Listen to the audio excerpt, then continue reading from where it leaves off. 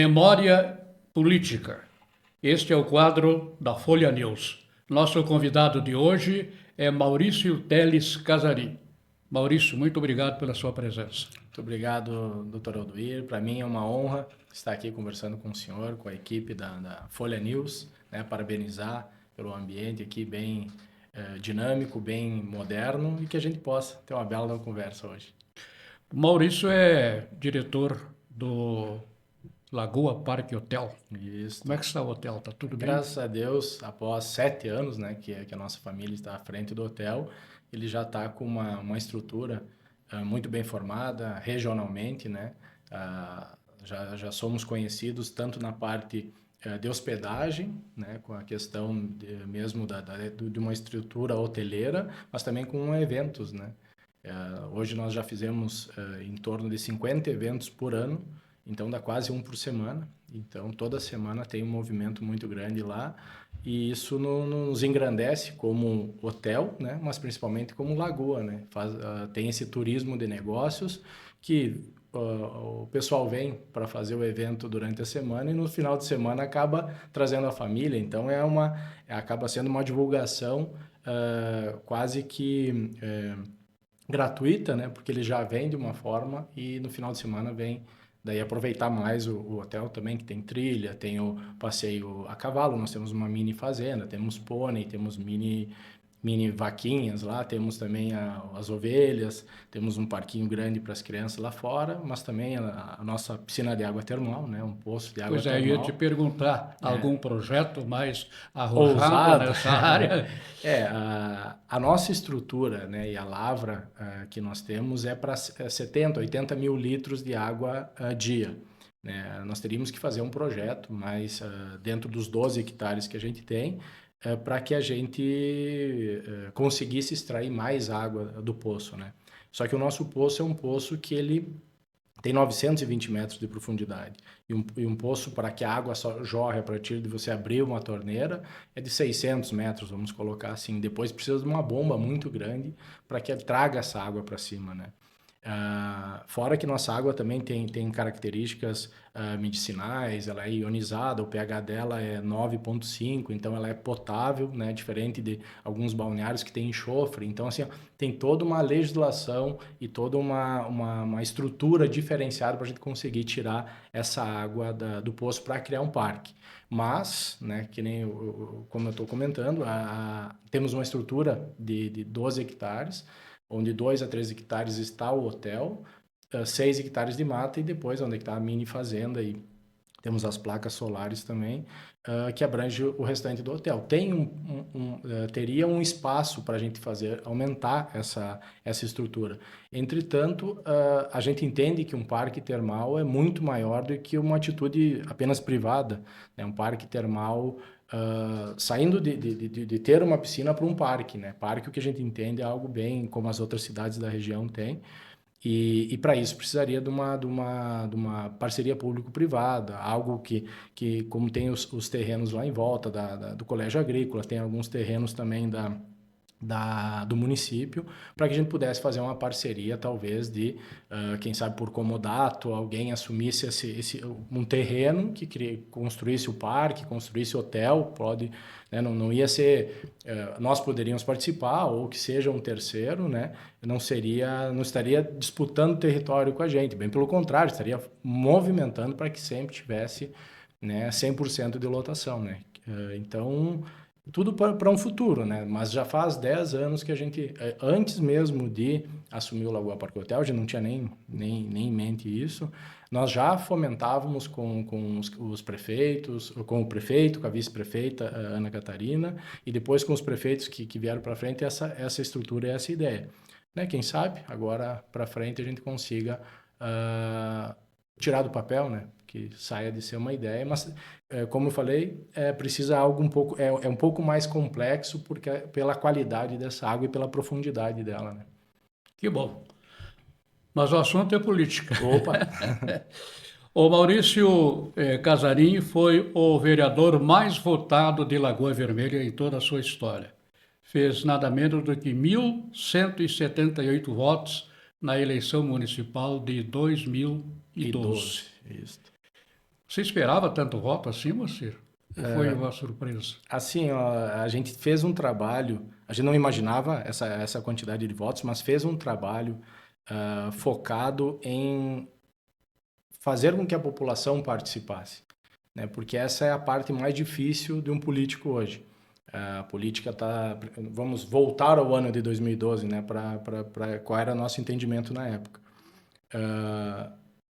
Quando você tem uma estrutura em volta de você, eu quero dizer estrutura familiar, estrutura política, estrutura profissional, você tem que mentalizar que é aquilo que vai fazer você se movimentar e aquilo que vai te dar algum respaldo.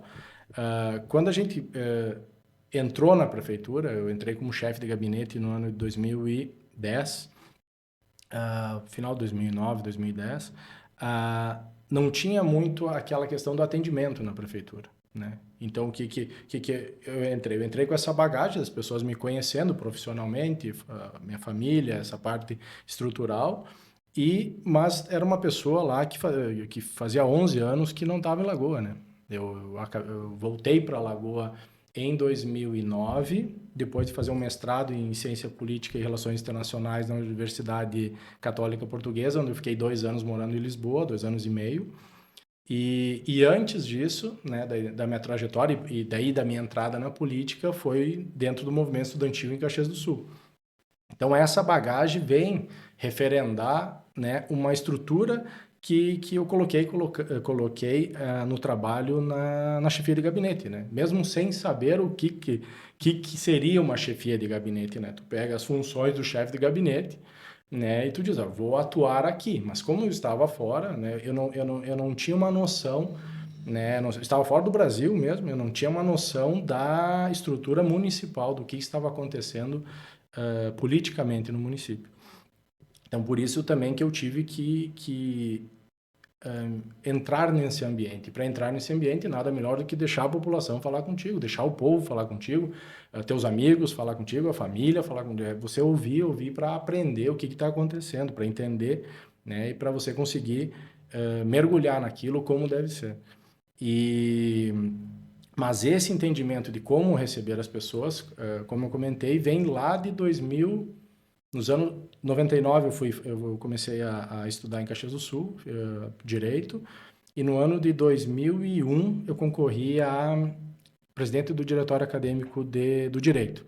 E daí, um ano antes eu tinha concorrido a vice, a gente perdeu a eleição, continuamos trabalhando mesmo não tendo sido eleitos. Em 2002 eu fui eleito presidente, fiquei um ano, depois eu saio de presidente e um ano depois eu me candidatei a presidente do Diretório Central dos Estudantes, que daí representava 10 campi núcleos da Universidade de Caxias do Sul, eram 40 mil alunos, no Direito eram 5 mil alunos, e daí que eu tive mais um panorama do que era atender regionalmente, que daí você, no Diretório Central, você conversa com prefeitos, com deputados, é uma estrutura maior do que apenas seria um prédio, um bloco ali de um curso pontual.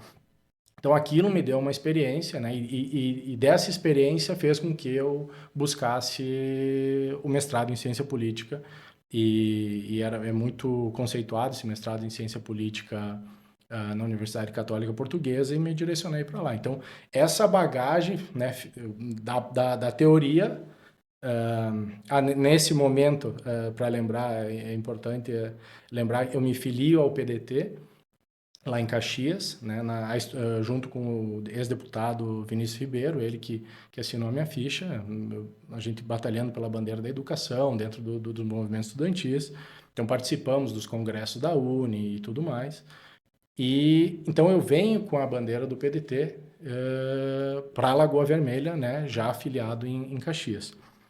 Um pouco diferente da leitura do PDT de Lagoa para o PDT de Caxias, é que o PDT de Caxias era um centrão, não era um centro-esquerda, tanto que ele fazia bloco com os demais partidos que disputavam a eleição com o PT, com o PCdoB. Então era o bloco, e dentro da universidade também, era um bloco, seria entre aspas, vamos colocar entre duas aspas de cada lado, porque Na época, né, o entendimento era que o PSDB era de direita, o PDT era centro, ou centro-esquerda. Então, era um entendimento errôneo, que hoje também, o entendimento de hoje também não é muito claro quanto a isso. É só para uma adaptação e para uma Sim. leitura de mundo para o que está acontecendo, mas não significa que na ciência política está correta essa leitura. Então, me filiu lá e venho para cá. Então, agora voltando para 2009, ali, quando eu entro na chefia de gabinete, você acaba, com essa bagagem que eu adquiri, precisando desse entendimento. E o entendimento que eu tinha da realidade de Lagoa, que eu tive na realidade de Lagoa, foi em receber as pessoas, né? Entre nós aqui, não podemos contar para ninguém, Sim. mas eu não sabia que as pessoas não eram recebidas, entende? E as pessoas não eram recebidas. Ali na frente vinha a secretária, né, a dona Maria, lembro até hoje, e às vezes passava o prefeito, às vezes não passava, e eu não sabia disso. Ainda bem que eu não sabia, Sim. porque então todo mundo que chegava na prefeitura ia falar comigo. E aí eu comecei a conhecer a Lagoa, aí eu comecei a conhecer as pessoas, aí eu comecei a entender como é que funcionavam os bairros, pegava meu carro e ia saber como é que estrutura a gente tinha, que Lagoa era essa dos anos 2010. E então, respondendo a pergunta que o senhor me fez, se eu esperava tanto voto, eu esperava uma quantidade de votos por esse trabalho que a gente fez, entende? Esse trabalho de receber a população e entender que a política é isso. Né? A política mesmo é essa da Constituição, é feita pelo povo, emanada do povo, e a gente tem que entender ele. Às vezes o povo, como nós mesmos, a gente não consegue se fazer entender, mas a gente tem que ter uma capacidade de fazer essa leitura do ambiente para respaldar isso, para amenizar, para melhorar o dia a dia da população. Apesar da sua votação expressiva, você atuou mais no executivo, né? Eu fui chefe de gabinete e depois fui secretário de obras, né, onde me deu uma experiência muito grande também, do prefeito Getúlio no ano de 2012, 11 ou 12, agora tá me falhando. E depois na Câmara, eu fiquei na Câmara por 3 anos e meio. Daí não, por 3 anos. Daí eu fui convidado, eu era o líder da bancada e fui convidado pelo prefeito Getúlio para a Secretaria do Planejamento. Então, no final da legislatura, que eu fui 6 meses secretário do Planejamento. Então, também que me deu uma bagagem, mas eu já estava vereador naquela época. Que foi aí que surgiu a ideia de eu colocar meu nome à disposição para prefeito, né? Dentro da Secretaria do Planejamento, já com experiência de chefia de gabinete, de Secretaria de Obras e Legislativo, né? Me achei capacitado, acreditava estar capacitado para colocar meu nome à disposição, que foi o que aconteceu. E a sua atuação no executivo atendeu às expectativas? Eu acredito que sim, seu Aldo. Eu acredito que sim, pela maneira diferente que eu observava as coisas. Às vezes a gente diz assim, o óbvio para mim não é o óbvio para ti. E é o que acontecia, né? Eu fazia com que não fosse o meu óbvio, né? Não fosse a minha leitura a única a certa. Coisas simples precisavam ser feitas dentro da administração simples, mesmo como uma planilha de Excel na Secretaria de Obras. Uma planilha para a gente identificar quantas lâmpadas precisavam ser trocadas, em que ritmo a gente ia fazer, se eram necessário ou não, como questão dos esgotos da cidade. Então, coisas muito simples, mas não é simples para quem está sofrendo a causa. Entende? Mas então a gente teve que entrar muito, muito, muito forte e muito rápido nisso. Eu não era muito de colocar a mão na massa, e nem tem que ser, porque você é a pessoa que está ali coordenando, Comando, né? liderando, né? Entretanto, a dimensão que a gente conseguiu administrativa, tanto na chefia de gabinete, com a administração também da questão da comunicação, que a gente melhorou a comunicação do município, depois na Secretaria de Obras, a parte administrativa e também dentro da Secretaria, com algumas obras lá dentro básicas, questão de banheiros para os funcionários, entre outras, a chegar a ter uma estrutura de cuidado com as máquinas, de ter planilhas da questão da manutenção, entendeu? Que existiam planilhas, mas não acompanhadas da maneira, ao meu ver, que deveria ser, até porque é um orçamento de 3, 4 milhões, né, tanto de serviço como em peças de manutenção da Secretaria de Obras, que é um orçamento muito grande para não ser analisado, ou para ser analisado de uma forma rápida. Então, essa bagagem que eu tive fez com que eu conseguisse ter uma leitura também administrativa da receita do município, da administração do município, principalmente fiscal e financeira do município, né? A leitura, como é que se faz uma leitura de orçamento, como é que se faz uma leitura de ambiente, você entender quais são as rubricas, né? E que a gente conseguia realmente fazer que as nossas demandas das secretarias, como administrador das secretarias, elas não fossem só demandas básicas, já chegava com uma estrutura para o prefeito, com o jurídico já tendo visto, com o planejamento já tendo visto, para que aquilo se realizasse, né? Então, essa, como eu posso dizer, fazer com que a engrenagem se movimentasse mais rápido e de uma forma correta, já com todos os processos que tinham que ser executados. Então, esse foi o meu, dentro da gestão pública, foi o meu, assim, a minha tentativa e, creio, o maior acerto que eu tive. E a sua atuação como vereador, como é que você caracteriza? Aí é um pouco mais complexa a coisa. Por quê? Porque o vereador, ele tem, na época, né, ele tem toda uma responsabilidade de legislar, de fiscalizar, propor, indicar. Entretanto, eu era o representante do executivo no legislativo, né? Eu era o vereador que falava em nome do executivo. Por quê? Porque eu era da base do governo e o vereador mais votado. Então, eu tinha essa responsabilidade. Então, muitas vezes, o vereador que está com essa estrutura, ao mesmo tempo, ele tem um poder de realização das demandas mais rápido, porque ele está fazendo essa frente, não só demandas do dia a dia, não só paliativas, mesmo de projetos e entre outras coisas mais profundas. Mas a questão de também de você conseguir fazer com que a Câmara de Vereadores tivesse um contato com a administração. Então, durante o período que eu estive lá, a gente teve um equilíbrio junto aos vereadores de oposição muito bons, né? A gente tinha minoria na Câmara, então é mais uma estrutura, é mais como eu posso dizer assim, é mais uma demanda que eu tinha que fazer, era apaziguar e ser um diplomata lá dentro por ter também essa questão de minoria na Câmara. Então, para que os projetos do Executivo que a gente conseguisse dar caminho lá, tendo a minoria, a gente precisava sempre ter uma conversa muito boa, muito aberta, muito clara. Então, os projetos eram muito debatidos nas comissões, e isso também é um aprendizado, né? Ter paciência, entender os dois lados da moeda, né? E fazer com que aquela necessidade mesmo real se torne uma política pública ou alguma legislação que precisava acontecer, né? Então, é um jogo de cintura grande, né? Porque são pessoas, nós éramos em 9 e todos têm as suas peculiaridades, né? As suas vaidades, as suas necessidades como políticos, as suas promessas de campanha, né? E, enfim, a gente teve que ter essa habilidade de administrar isso por um longo tempo. Nesse período surgiu a oportunidade de você concorrer a prefeito. Por que o projeto não se viabilizou, Maurício?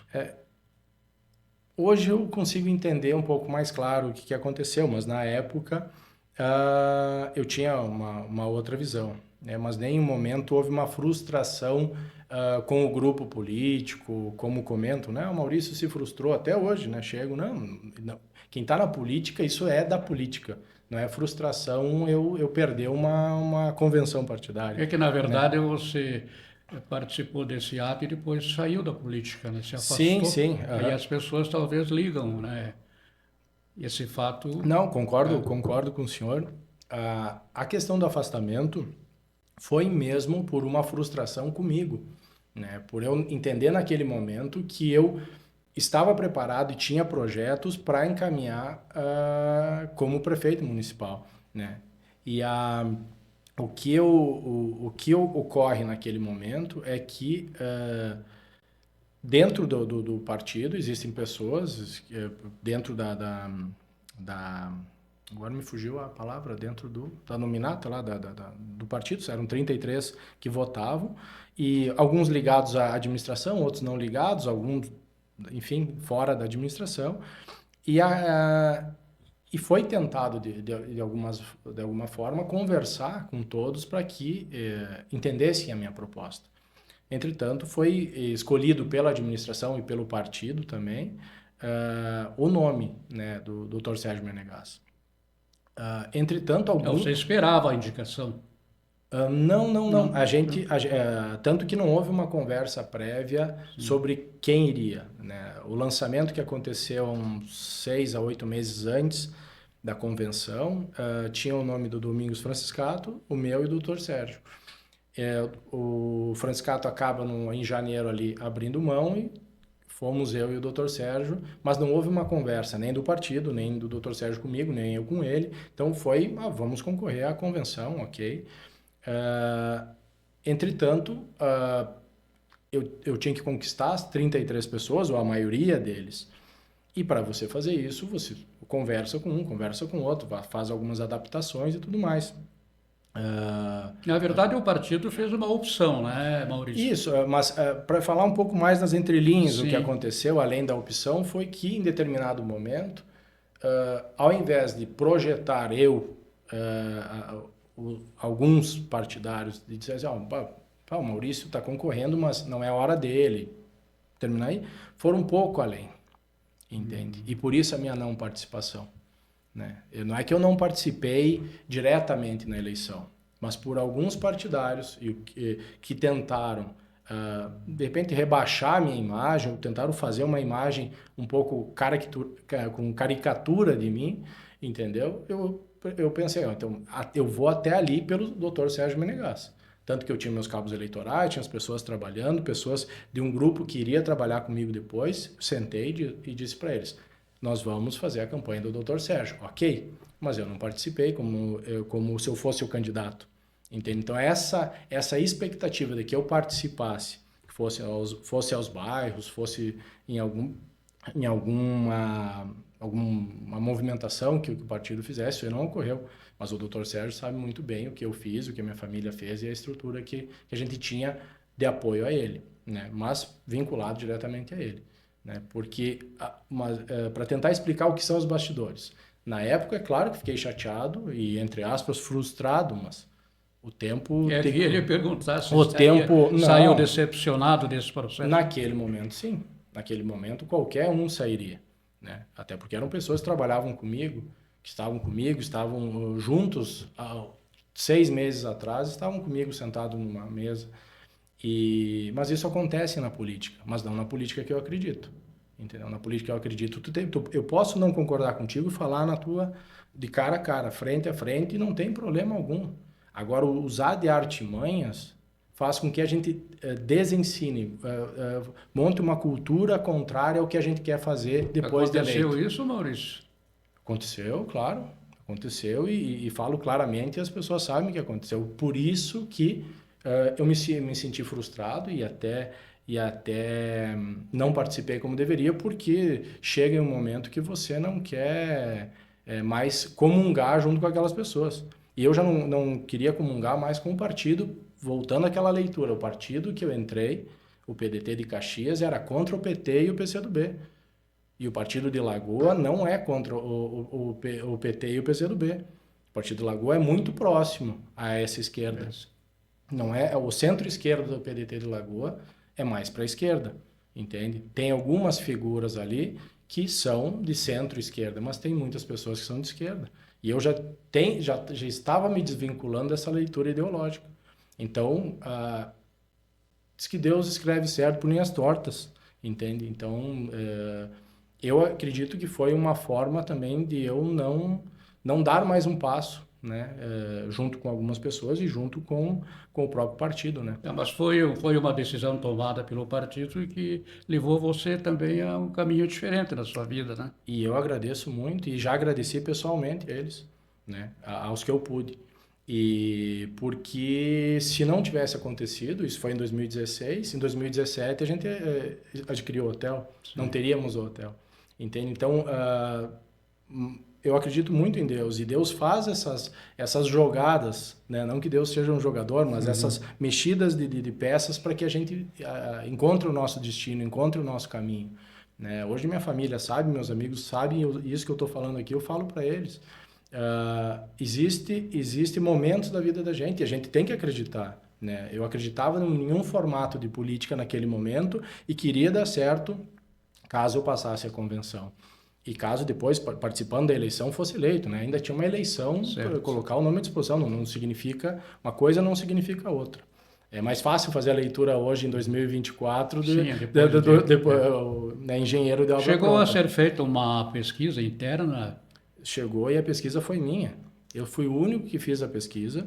Fiz uma pesquisa interna com um instituto de Passo Fundo muito sério. Foram 800 pessoas entrevistadas e ali falava muito claro o que ia acontecer na eleição. Todas as possibilidades que poderiam ocorrer, né? E eu fui só a partir dessa pesquisa que foi feita em fevereiro que eu decidi mesmo colocar o nome à disposição. Não era no escuro, a situação não estava acontecendo pela minha vaidade. Nós tínhamos toda uma leitura de um projeto da UPF que foi feito, então assim, tinha muita coisa para ser colocada em prática, né? Então aquilo estava pujante em toda a administração, a qual o senhor fazia parte, nós trabalhamos juntos, né? Isso foi muito, muito interessante para mim, aprendi muito com o senhor.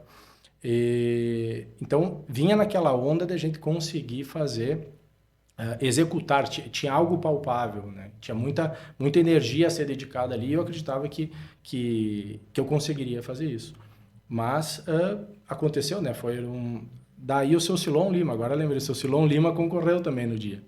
E daí foi 18 votos para o Dr. Sérgio, 12 para mim e 1 para o seu Silon Lima. Então daí que eu acabei ficando na convenção, né? Então, como eu posso dizer assim, não há uma frustração, né?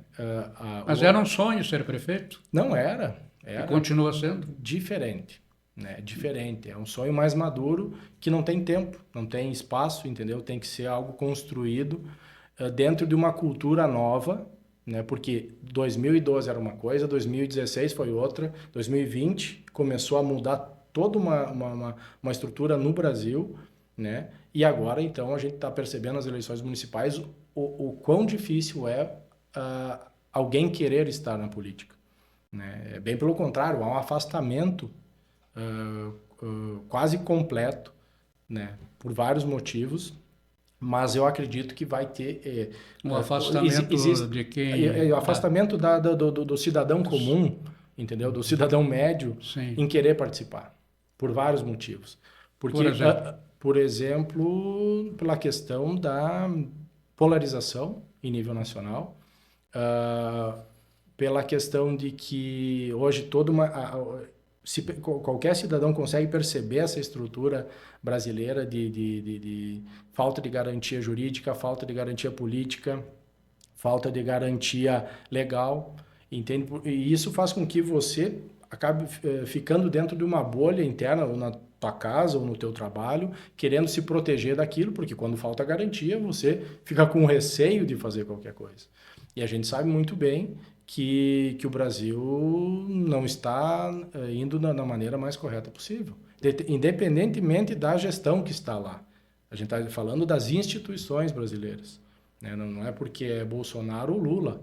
Tanto um quanto o outro tem problemas graves de postura, né? E é essa a questão, não é postura como homem, é postura de valores, virtudes, entender o que é vício, entender o que é virtude, o que já é consagrado. E hoje há um relativismo completo quanto ao que é democracia. Pelo amor de Deus, a gente sabe o que é democracia. Entende? Qualquer um, porque a democracia você sente ela, né? Se não há liberdade de expressão, não tem democracia. Começa por não precisa uma constituição que te diga que precisa de liberdade de expressão. É o básico, né? É você poder que a tua ideia saia pela tua boca ou escrita. E isso não existe mais no Brasil. E hoje tem um lado que está sendo perseguido. Podia ser invertido. Vamos supor, então, que o outro lado foi perseguido anos atrás. Isso não pode acontecer, né? Então, isso não pode acontecer. E é o que está acontecendo no Brasil. Então, um exemplo... O que leva a isso? O que leva a isso... Hoje, primeiro é a busca do poder, né? A política, a ciência política ensina como os políticos buscam o poder, porque é apenas pelo poder. Daí tu pode fracionar o tipo de poder. Poder financeiro, poder político, poder pelo poder, né? E as camadas de poder que tem no Brasil são muito simples, muito básicas perto do mundo inteiro. Mas o Brasil é considerado a menina dos olhos dos poderosos do mundo, né? E isso não é teoria da conspiração, né? Qualquer um consegue entender. Nós somos um celeiro do mundo. Nós temos água, né? Quanto do Brasil não foi explorado ainda, né? A poluição que tem no Brasil é muito inferior ao que uma Alemanha, que uma França. Mas eles dizem que o Brasil está poluindo, que o Brasil é que polui, que tem que parar. Sim, eles já descamparam tudo, né? Claro que o Brasil tem que parar, né? A questão, eu estou falando dos debates, sim, né? E o que percebe-se hoje é que não há um debate real pelas necessidades humanas, ou vamos supor que a necessidade seja uma equidade, em que cada um pelo menos tenha o básico e tenha seus direitos respeitados. Não, é pelo poder de gente muito poderosa, né? Então, o que acontece isso? Como tem esse poder tão grande, faz com que nós, que somos um exemplo, os pequenos no mundo, e os políticos de um lugar pequeno são políticos pequenos, tenham esse debate rasteiro, entendeu? O debate não é mais cultural, não é mais virtuoso, em busca de algo que a gente deveria buscar. E sim, o debate é o relativismo se a Venezuela é ou não uma ditadura. Entende? Se Cuba é ou não uma ditadura. Então, é complexo entrar numa política que só tem dois polos, que só tem dois lados. Mas não é por isso que eu não entro, né? Eu faço a minha política no dia a dia, nas conversas, nas rodas, e o político é esse que faz o movimento.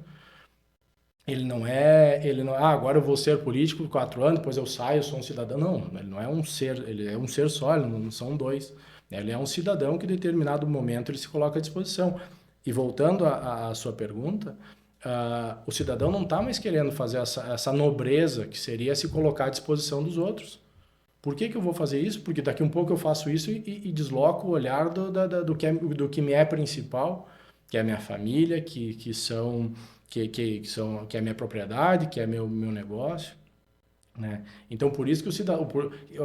Se naquela época parece longe, né? Mas em 2012 já era difícil, até para fazer um secretariado, hoje está muito mais difícil, para conseguir pessoas técnicas para qualquer cidade, né? Quanto menor, às vezes até pior é. O rumo de Lagoa Vermelha hoje seria diferente do teu rumo se fosse prefeito lá em 2016? É difícil falar isso, senhor. É difícil falar porque olha o que aconteceu nesse período, que foram coisas de maiores do que poderia a gente imaginar. Teve dois intempéries aqui, dois granizos que detonaram a cidade de um canto a outro. E um de Covid. Quem pegaria aquilo seria eu, caso fosse eleito. Então, hoje nós estamos fazendo uma suposição. Uma suposição da suposição, né? E depois teve 4 anos de governo, né? Então, assim, ó, se o rumo seria diferente, não sei dizer. Um pouco diferente. Então, você tinha projetos? Tinha os projetos. Poderia dizer qual o mais importante? O mais importante era da humanização no trânsito. E esse projeto não foi deixado colocar em prática. Foi prometido deixar e não foi deixado. Então, esse projeto, sim, se alguma coisa ficou para trás, que foi me garantido que ia ser executado, não foi. E esse projeto de humanização do trânsito trabalhava com o trânsito dos pedestres, que são seres humanos, antes de qualquer outra coisa. Parece que é um projeto das vias, dos carros, não. É humanização no trânsito. Qualquer trânsito. O trânsito até as creches, o trânsito das pessoas numa rodoviária para poder se locomover de um lugar a outro, ter uma estrutura adequada, o trânsito dos ônibus dentro da nossa cidade. Então, abrangia tudo isso. Eu fiquei mais de 6 meses estudando esse projeto em Caxias do Sul, gratuitamente, porque eu colocava o meu dinheiro para ir lá, para viajar, para estudar isso.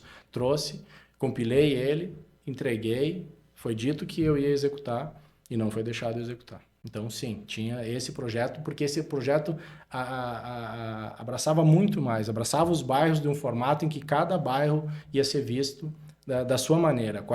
O trânsito de pessoas naquele bairro. Vamos supor, as calçadas. Tem muito bairro que não tem calçada, que as crianças não podem brincar. Antigamente a gente brincava na rua, hoje não dá mais para isso acontecer. As pracinhas, entende? Então, essa localização pontual do ser humano. Por isso, programa de humanização no trânsito. Né? E o projeto 2? Daí eu acho que eu vou ter que deixar escondido, né, Celso? Eu não posso colocar tudo aí, porque senão... Não pode abrir Não posso abrir a cartucheira, mas eu vou contar, vou confidenciar, e algo que o Gustavo já falou. Quando ele ganhou, uma semana depois ele foi lá na minha casa, e eu fiz questão de mostrar para ele alguns pontos que eu identificava que se eu fosse eleito, C, né, eu ia fazer. Entreguei muito material na mão dele. Lemos um orçamento do município para não sei na época se ele sabia ou não como é que fazia, mas fazer um orçamento do município é algo bem complexo. Ele vai para a Câmara um ano antes, tudo mais, tem que estar ali. Tu tem que saber. Lemos junto, fizemos. Ele retornou outro dia lá para a gente ter uma conversa. Então, assim, às vezes é bom não comentar agora o que a gente pensa, porque cria expectativas futuras que podem não acontecer, e frustrações. Expectativas criam frustrações, mas foi passado para as pessoas que tinham que ser passadas alguns apontamentos que eu entendia ser cruciais, né, para o nosso município. Fica algum ressentimento? Zero. Amadurecimento. Sensação de dever cumprido, maturidade. Eu tenho muito a agradecer a todos os meus partidários naquele momento. Claro que com alguns ficou ficou um dente no facão, né? E que não corrigiu mais, mas isso é a vida é assim, principalmente quem está na política. Mas 99% até hoje a gente conversa e toma café e toma um chimarrão se precisar, não tem problema, senta na mesma mesa. Mas dentro da administração, você está ali para fazer, entendeu? Então, esse entendimento de que conseguiu fazer alguma coisa, que deixou pelo menos uma sementinha plantada, né? E eu acho que a semente que eu deixei é: atenda o povo, olhe no olho, entenda o que ele quer. Pelo menos ele só quer conversar. Se vai dizer um não, explique um não para ele. Porque a política está tão doida, vamos dizer assim, tão maluca, que não adianta eu explicar a complexidade que está acontecendo, porque eu apenas vou criar um terror, né? Então a gente sim tem que voltar a ver as coisas paliativas, pequenas, coisas que têm que ser feitas rápidas ali, mas a gente tem que começar a fazer uma reestruturação cultural que vai começar nos municípios. Espero que comece nessas eleições, mas não creio que aconteceu e que vai acontecer nessas para o município. E daí nós vamos sofrer as consequências de uma eleição nacional muito mais pesada do que a gente já possa ter visto na história do Brasil. Estamos, então, muito distante daquilo que você pensa em termos de administração pública? A administração pública, ela é pesada, ela é difícil de fazer, ela é difícil hoje encontrar as pessoas, né, para estar contigo. Mas se você, vamos supor que encontrasse essas pessoas, mesmo com um nível de confiança grande, pessoas com trabalho, pessoas técnicas que quisessem fazer. Hoje é tão engessado como está a administração pública em nível municipal, também pela questão estadual e federal, não está vindo o recurso do governo federal, Na nossa época tinha agência de desenvolvimento, vinha muito recurso. Não estou dizendo se era um momento bom ou ruim, porque a gente sabe que o recurso que vinha criou uma dívida imensa para o Brasil, mas a gente conseguiu fazer muita coisa com o recurso que veio em nível municipal. Então vamos olhar nesse momento para essa questão. Mas hoje, entrando numa prefeitura ou entrando no governo do estado, principalmente no Rio Grande do Sul e nível federal, está tudo muito engessado. Então, se você tiver pelo menos uma boa intenção com conhecimento, você consegue fazer. Com um grupo, você consegue fazer, mas é apenas um pouco mais.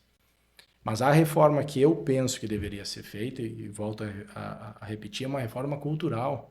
Quem está fazendo essa gestão dos recursos e da administração municipal precisa juntamente fazer nas escolas, fazer junto com a sociedade posta, com os empresários, com os autônomos, com as associações, reunir essas pessoas, mas de uma forma verdadeira, de uma forma de peito aberto, e dizer assim, nós precisamos fazer.